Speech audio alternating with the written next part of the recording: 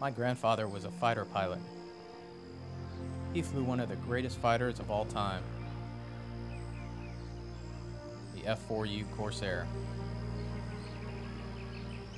He flew throughout the Pacific in World War II. He was at Guam, Midway, and Okinawa.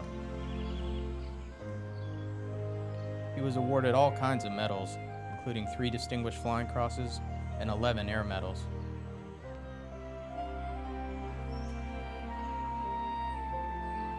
When I was a kid, I thought he must have won the war all by himself.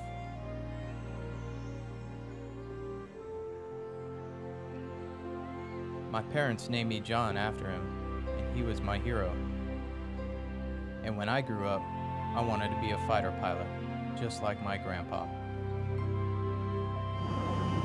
Otter 1, clear for takeoff, unrestricted climb to flight level 250, then as filed. See you guys in a couple of minutes. Otter 1, England Tower, have fun at red flag, Otter 1, and good luck at Las Vegas.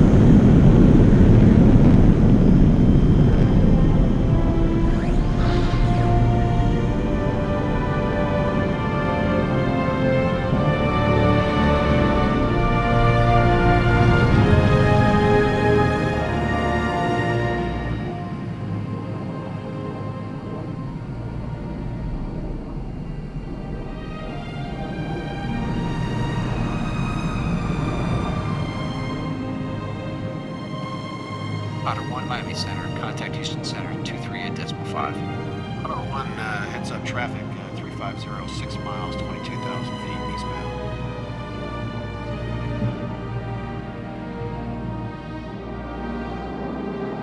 Miami Center, Otter 1, with you level 250. Otter 1, Miami Center, radar contact, maintain flight level 250.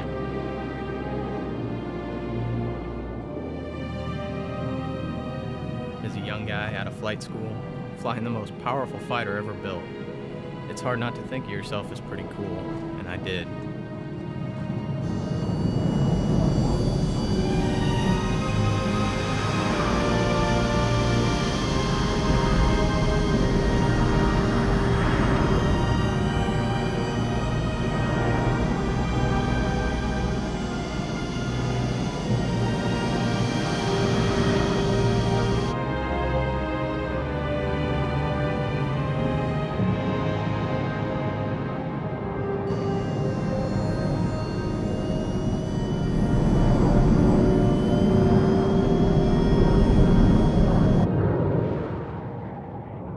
My squadron went to Nellis for my first red flag.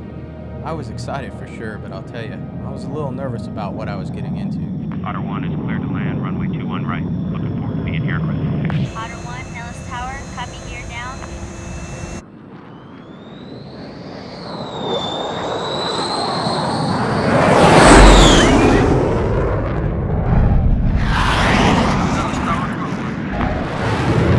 Nellis Tower, Chaco 1-1.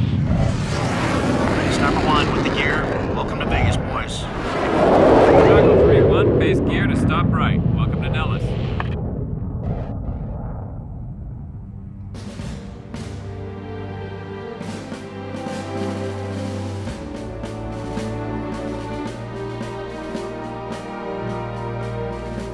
Here at Nellis Air Force Base in Nevada, 128 aircraft from 6 countries have assembled for the largest air combat exercises in the world. For the next 14 days, these aircraft and their crews will undertake a simulated air war. For many, it will be the final tune-up before they go into actual combat. They call it Red Flag.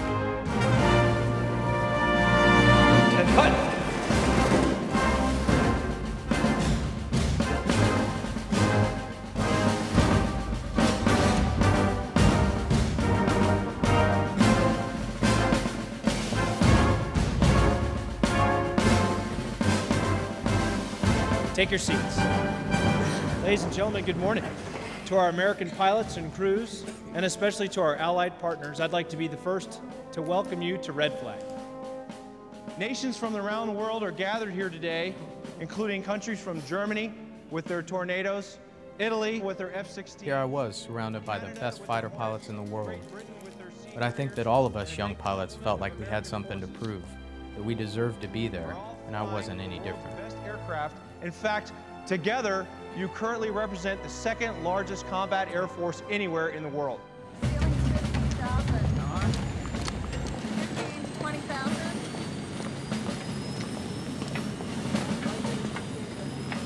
On the first morning of Red Flag, the Nellis flight line prepares to launch an enormous international armada of aircraft, all in about 20 minutes. There are 22 F-15 Eagles, representing 4 American squadrons. They are considered by many to be the greatest fighter aircraft ever built. The Germans have brought 8 of their European-built Tornadoes. The Canadians, the multi-role F-18 Hornet arriving from Alberta in Quebec. The British Royal Navy has flown in their famous Harrier jump jets. Iron 3-1 information. Alpha is current. Runway 3 left. Okay, lass mir die Karte nehmen. Jawohl. Represented here are not just the best pilots and aircraft, but the finest ground crews from each country.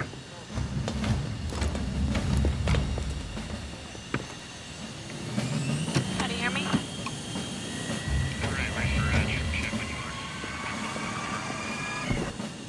For most personnel, this will be their first opportunity to compare themselves with other squadrons from across the United States and around the world.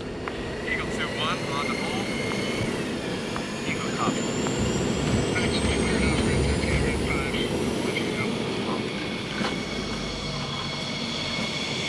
Sniper 1 confirmed.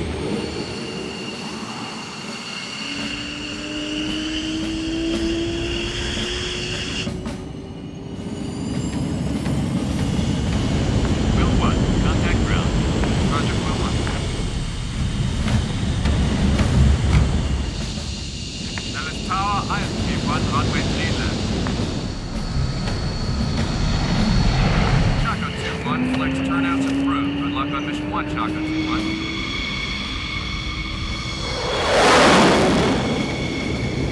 Nellis Tower, IM 1-1, roger, tight.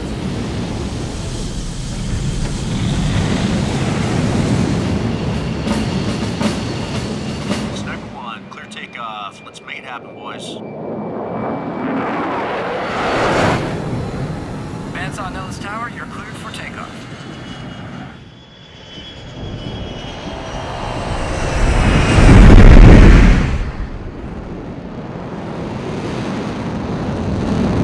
Tower, Eagle 1, flight holding at Foxtrot, request cross runway 21 to hold between the 2 runways.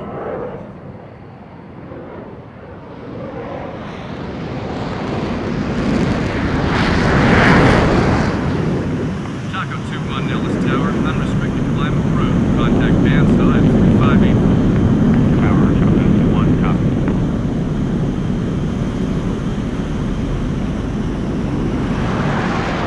It has long been known that if fighter pilots could survive their first 10 combat missions, their chances of surviving throughout their careers improves dramatically.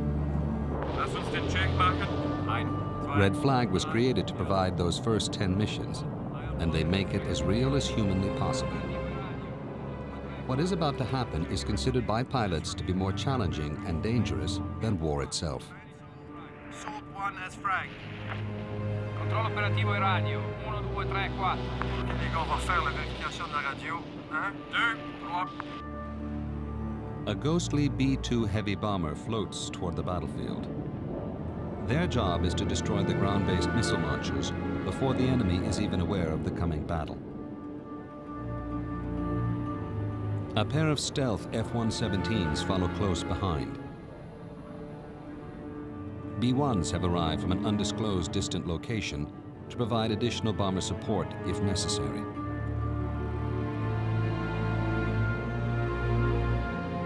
A U-2 begins its long climb to the edge of space, sending intelligence to the AWACS surveillance aircraft.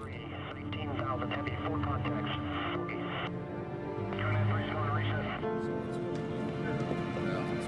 On board the AWACS is Air Boss Major Rob Novotny. He will monitor the air war about to take place.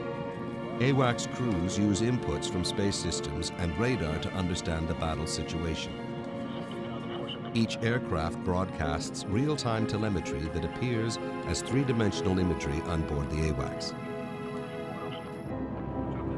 In this war, most of the aircraft are good guys, known as the Blue Force. The bad guys are the Red Force, or the aggressors. The bad guys fly 12 highly maneuverable F-16s. They are among the finest pilots in the United States Air Force. Sniper 1 is ready. Tractor is the Red Force's mission commander.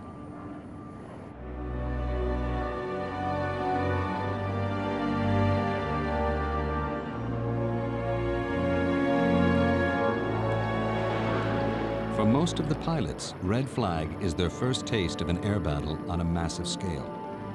There is no other way to prepare air crews for the real thing in all its precision, complexity, and finally, chaos. Great, and Viper's checked in as well, correct? Yeah.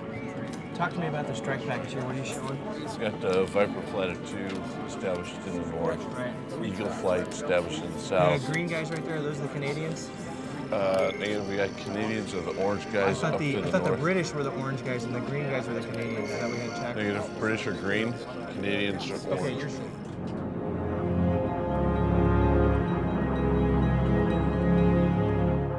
5 miles out, both sides begin firing heat-seeking missiles. Sniper flight. Deploying a tactical formation. Let's give them all they can handle. Flares are used to distract the inbound missiles from enemy aircraft. Choco flight, commit. Group bullseye 3302. Lights on Choco, copies.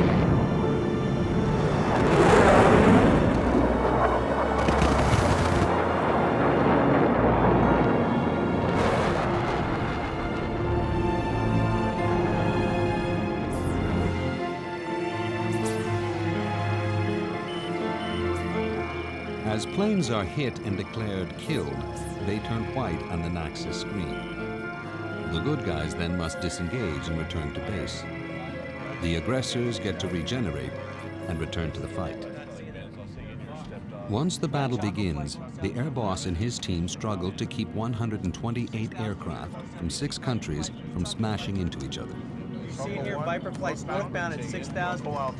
You need to get on the phone right now. Get Viper and Choco moving. They're going to hit.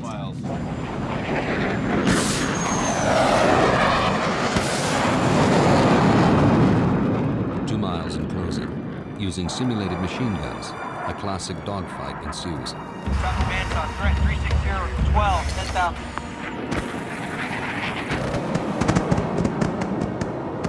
Sniper 1's Tally 2 ship, off my nose.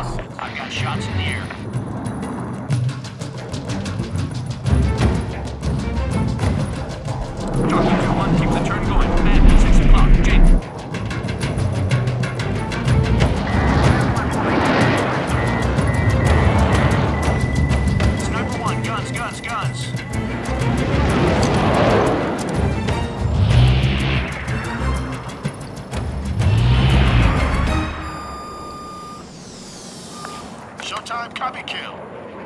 Yeah! Chocolate 2-1, showtime, you're dead. Red Flag is not a contest or a competition. There are no winners or losers. It is about training and saving lives. I was killed on my first mission at Red Flag. I was mad, and I had a long, lonely flight back to base to think about it.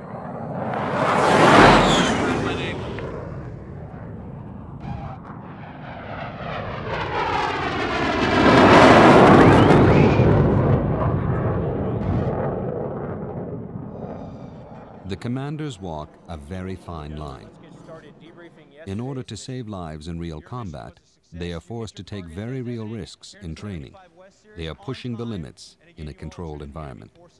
However, what I want to do is not talk about the ingress route. I want to talk about instead a near mid-air collision that we had up here in the EC West area. Choco 1 flight, you briefed us earlier today that you were going to maintain your route unless you deviated up here to the north. Nobody knew about it because you failed to communicate your change in flight path. As a result of that, 8 people nearly lost their lives today at Red Flag. Don't let it happen again. The range restrictions for today's sortie remain unchanged.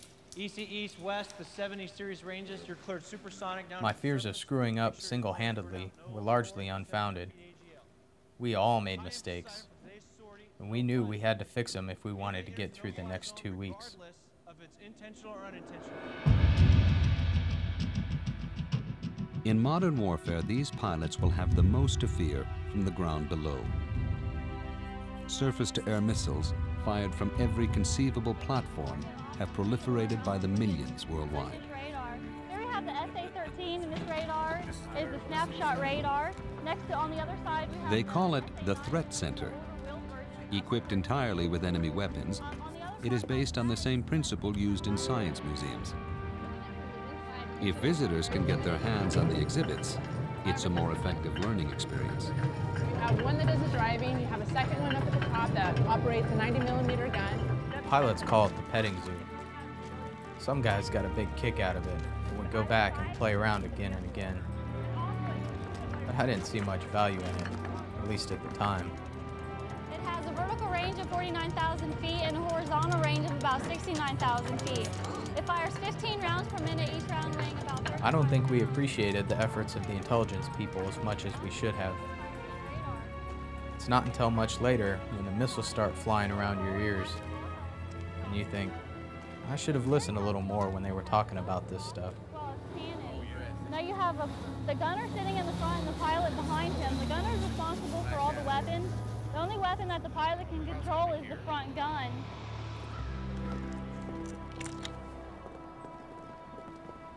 At 5 a.m. each day, they search for perhaps a single pebble blown overnight onto the runway by the desert wind. One tiny pebble that otherwise might get sucked into an aircraft's engine. It's quite possible for a crew to lose both their aircraft and their lives before even leaving the ground.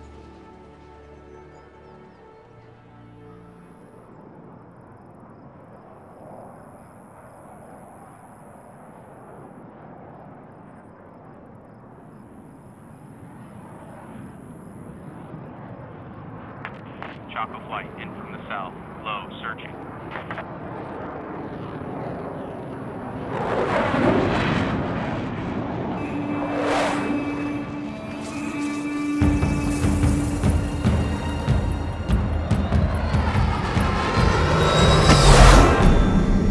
Miles an hour, under the radar, hugging the rocks, and at the same time you're trying to outthink and outfly the enemy. Make a mistake down low, smack right into the rocks.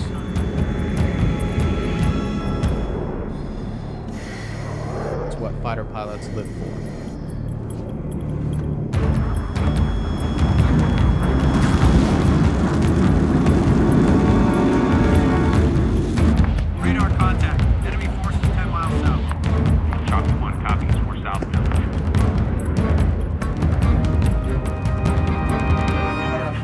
got Eagle 1 and 2 involved in this low altitude fight, is that right? Yes, sir, those are ours. Are they getting some help here in the north? Yes, sir, seems like they're coming in from the north. Okay, we need to make sure you get that information in there quick. Right away, sir. Looks like he needs some help. Chaco 1 and 2 from the north. Chaco 2, Tally 2, left 10 o'clock, 3 miles.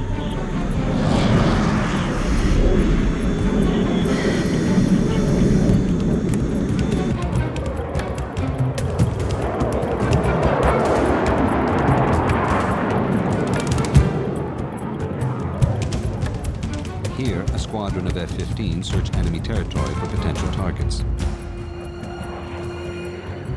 Tractor and his aggressors have an edge in these games.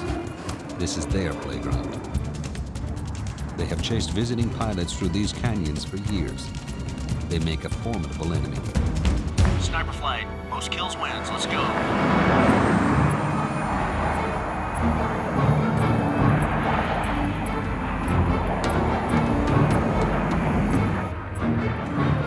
The object is to get the enemy in front of you, while at the same time watching your backside. And then get as close as possible before being detected.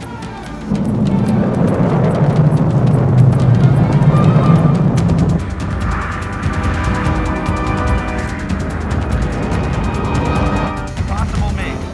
Tucker 1's engaged. I'm taking it low.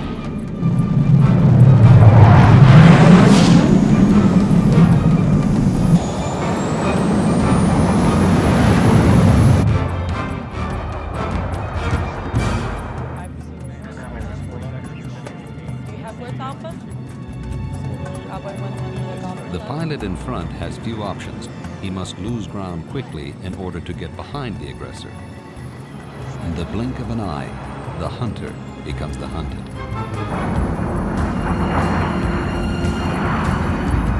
Naval missiles banded and flaring. Mark 1 snapped. Sniper 2 spiked. They're targeting me.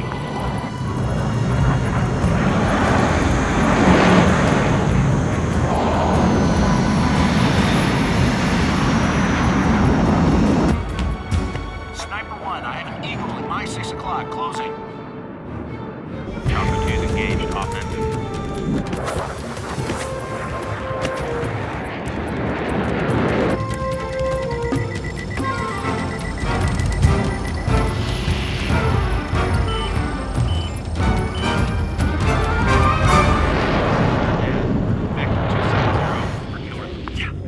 Chaco, nice move.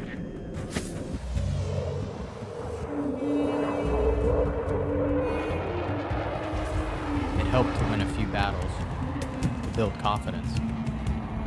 But it became less about keeping individual scores, and more about a successful overall mission. Shooting down the bad guys is extremely important, but it's just a small part of the greater objective. If the bombs don't hit their targets, none of us has accomplished our mission.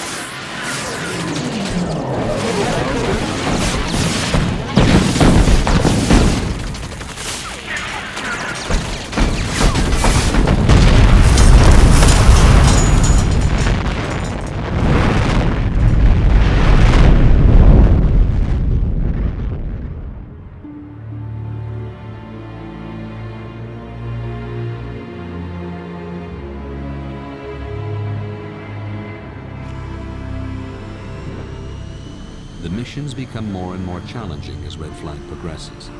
Combat periods are extended in length and intensity, and exhausted pilots are often required to refuel their aircraft simply to make it back to base. Believe it or not, sometimes the toughest part of the mission is just getting there and back. Refueling is one of the most challenging skills to master, It can be a serious situation if you can't take on fuel. In real combat, if you run out of gas and have to eject, you risk being captured.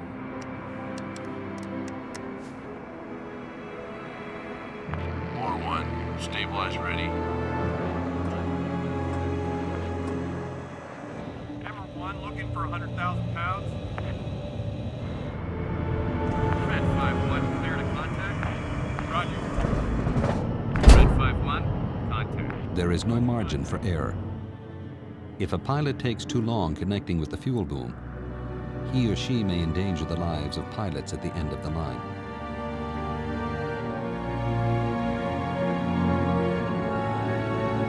Sniper 2, winds 270 at 6. Clear to land. Gear down, field in sight.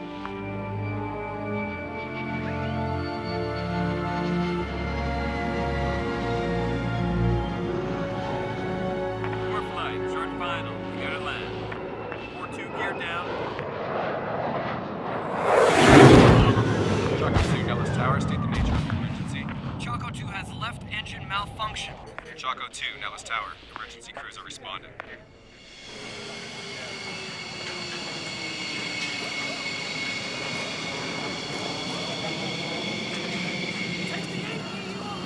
Low-level flying is particularly hard on fighter aircraft.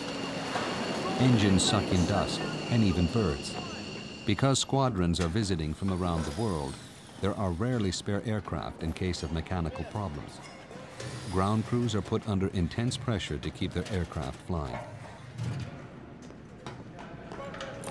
Mechanics are well aware that a small error in the assembly of the engine could result in a fatal explosion, either on the test bed or in the air.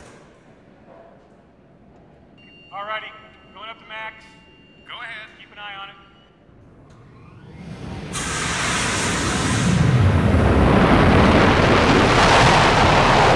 Alright, going out, boys. Looks good. Take it out.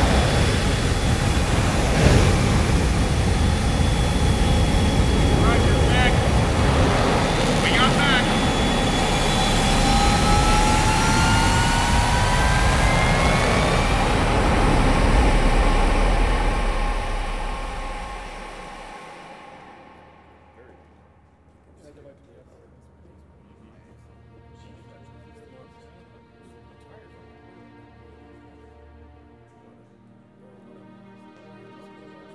There were stories that my grandfather told me as a kid that began to come back to me once I was a pilot. The machine gun that jammed. The gas tank sitting in your lap waiting to blow up. The parachutes they didn't always have time to put on.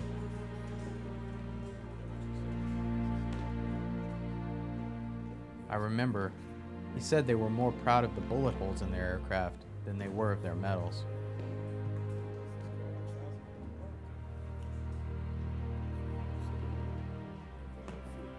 They all wanted to shoot down the enemy. But I think my grandfather changed his views as he got older. He admired the young enemy pilots and their incredible bravery. I remember he spoke of them with respect.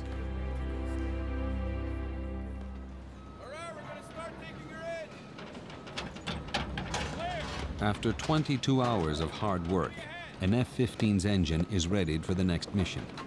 At Red Flag, they seek to exceed the intensity of a combat environment, not just for the pilots, but for the mechanics and ground crews as well. It is difficult enough to turn out a perfect aircraft at the best of times. To do so in wartime, when rushed, exhausted, and under fire, is an art form like no other. Today is the halfway point at Red Flag. However, we all know that planned missions are easy ones, and this mission today is not planned. From my own personal combat experiences and those of us at the Red Flag staff, I can tell you it's the unplanned missions that are the most dangerous ones, and that's why we've added this mission to the Red Flag course. You're going to have to go further into enemy territory because lives are at stake. If all of you aren't at the top of your game, people are going to lose their lives today. Man's on Jolly 1 jumper away. Looks like we got one good ship. Man's on, copy that.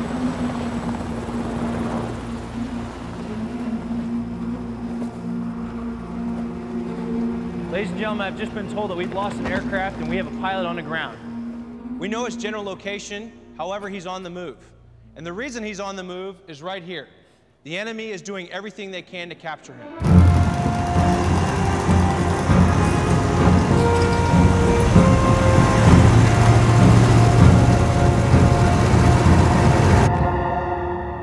They give you no warning whatsoever for this exercise. You have nothing except what you would normally carry in the aircraft's ejection seat. Water, flares, radio, and makeup.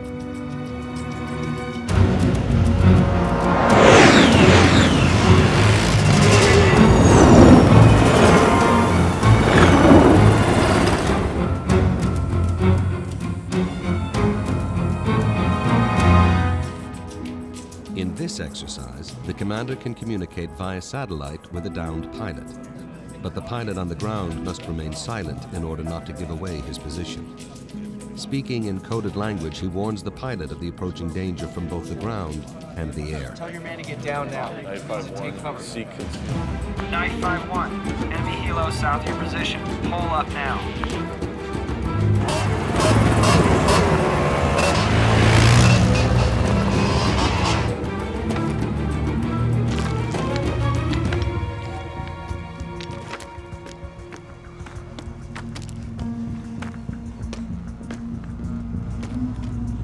First thing is to hope and pray that the enemy doesn't know about you in the first place. Timing is everything, because when you use the radio or flares, both sides are coming.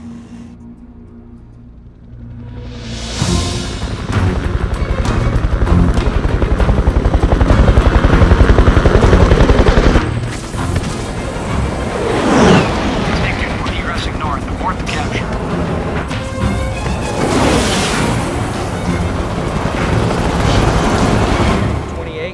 West 115, 06, 19, 67 vehicles running. With enemy choppers moving in to pick up the downed pilot, the air boss calls in slow-flying A-10s to eliminate the helicopters. Port flight, threat 270, 7 enemy helos, low altitude. Engage.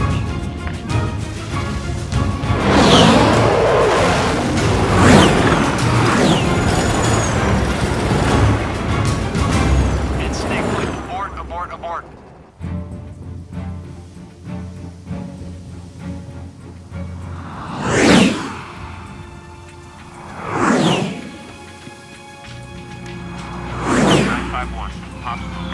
Landing zone is clear.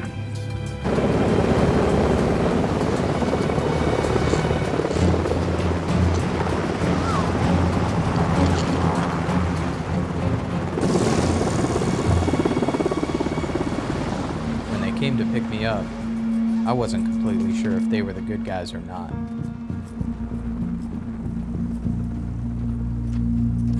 To the search and rescue team, the man on the ground might not be a friendly at all. He could be wearing a stolen uniform and have a bomb strapped to his body. He will be treated like the enemy until he proves otherwise.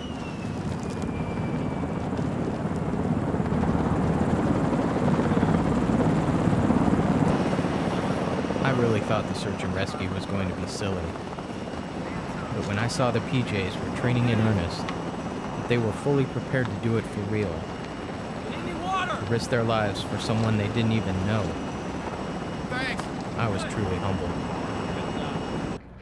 All Jollies, excellent work. Return to base. Advise if medics required. Everyone copies.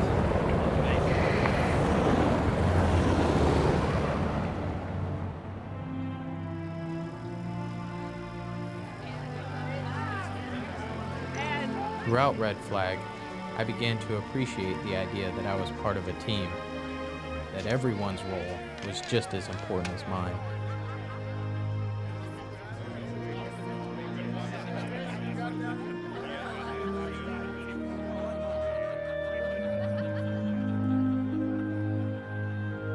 My grandfather didn't talk much about himself, but he did talk about the friends he made. Ground crews, mechanics, other pilots.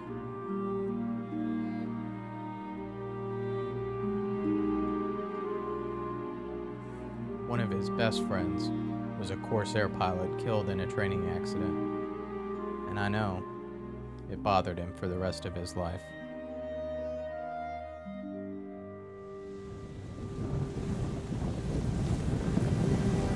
Throughout the history of air combat, countless aircrews have successfully brought their battle-damaged aircraft home, only to die on the runway a few feet and a few moments from rescue.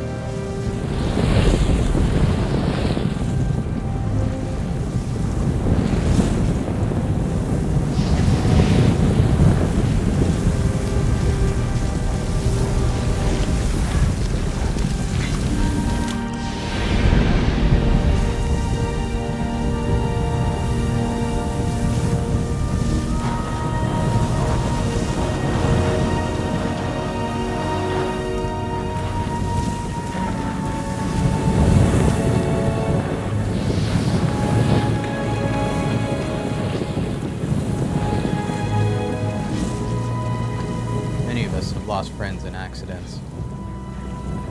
It's a lot safer than it used to be, but it's still a dangerous business. There are crews at Red Flag that you want coming in after you if you're stuck in a burning plane. People not much concerned for their own safety who will get you out of there no matter what. Go ahead.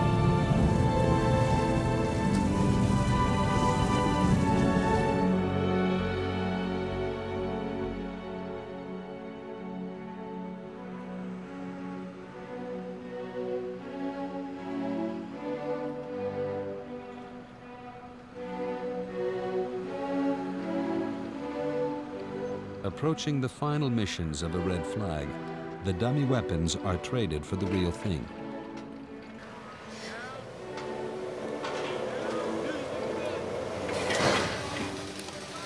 In a single overnight shift, hundreds of live bombs are prepared for the next day's operation. Again, there is pressure to perform as would be expected in a combat environment.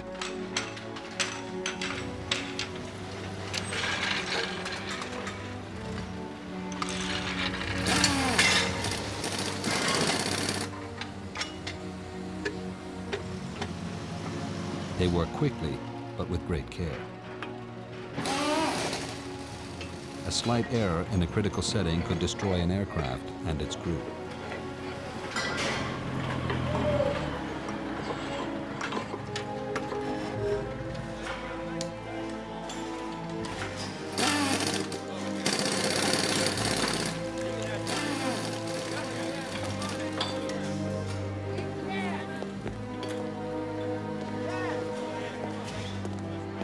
There are risks for the bomb builders as well. They work deep in the bottom of a canyon miles from the base in the event that something does go wrong.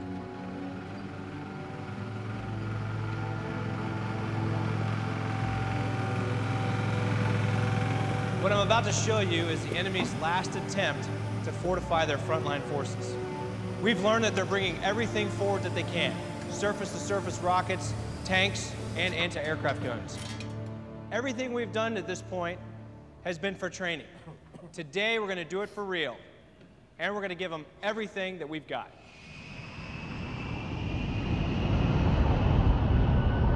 In a real war, the vast majority of flights are undertaken not by fighters and bombers, but by transport and tanker aircraft.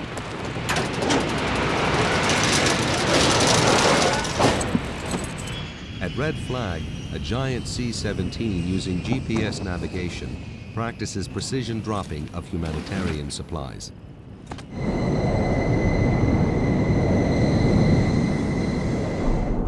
Bandsaw, Chocolate Light on station. Strike package inbound. Picture clean. With the weapons we have today, hitting anything but the intended target is the worst thing a pilot can possibly do.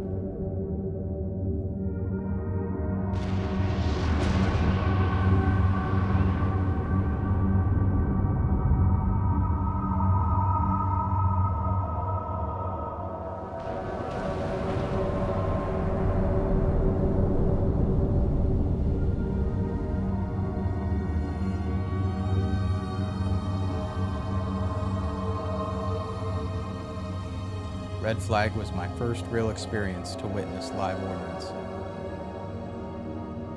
and it was sobering indeed.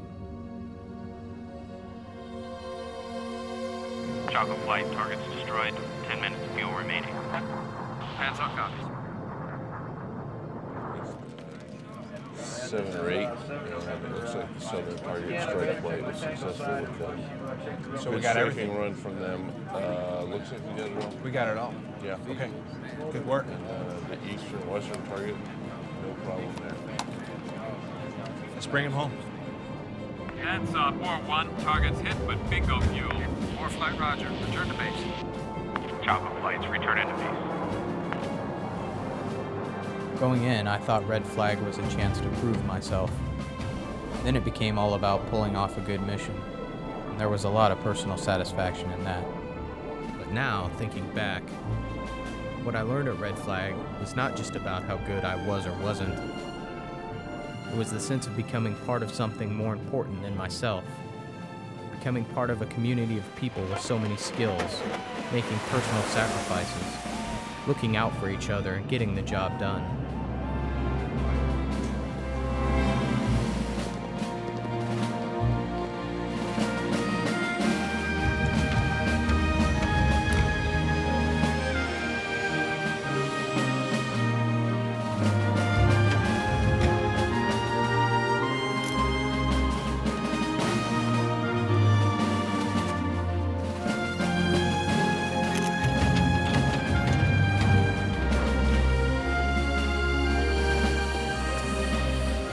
I made friends with pilots and crews from all over the states and around the world. Brits, Canadians, Germans, Aussies.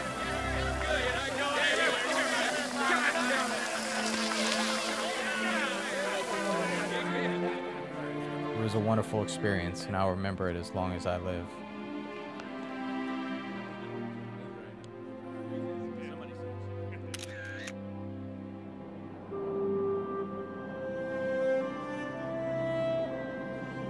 I've been lucky to have many great wingmen to watch over me, but there is one who's been with me the longest, and to me, he remains the greatest hero of them all.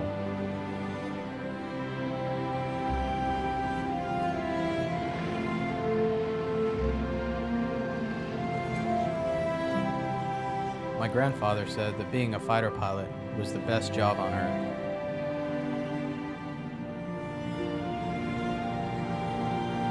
He also said that going to war was worse than anything I could possibly imagine. I would have to say that he was right on both counts.